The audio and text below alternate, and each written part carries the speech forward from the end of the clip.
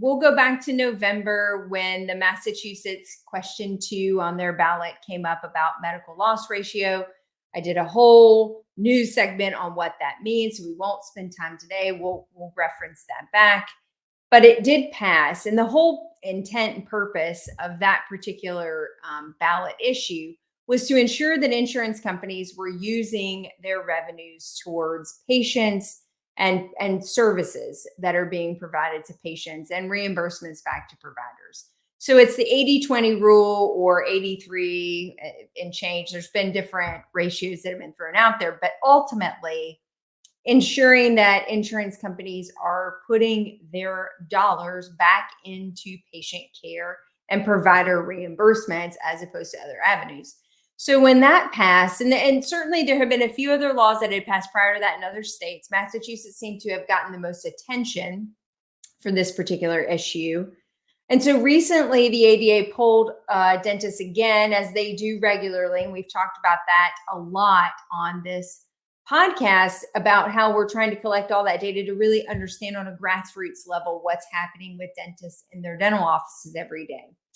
And the recent study that came out from that, or collection of data that came out from that survey, was that 8 out of 10 dentists believe that insurance reform is a top issue moving into 23. So I think the Massachusetts question 2 was a real, pot stirrer, if you will, to bring a lot of attention to the fact that there are many insurance companies that are not complying with this particular ratio set, and that maybe all of the premium dollars coming in aren't being redirected back into patient care and provider reimbursement. Just this week, Nevada has put forward their version of question 2 for Massachusetts with similar language, looking at 83% for their medical loss ratio threshold. So I think we're going to see a lot more states starting to look at this. It was very similar when we were looking at non-reimbursed service coverage and whether or not insurances could dictate what dentists could charge if the service wasn't covered or reimbursed by the insurance companies. 38 states took that up and passed legislation to protect providers. It looks like we may be at the precipice of the same snowball reaction from question 2 in Massachusetts and the medical loss ratio.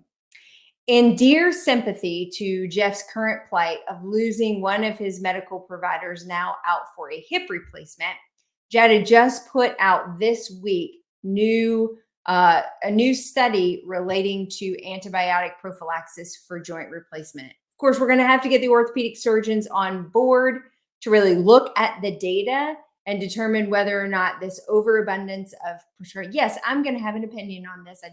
I rarely do that in the news, but the overabundance of orthopedic surgeons wanting patients to be on antibiotics for life to protect a joint replacement.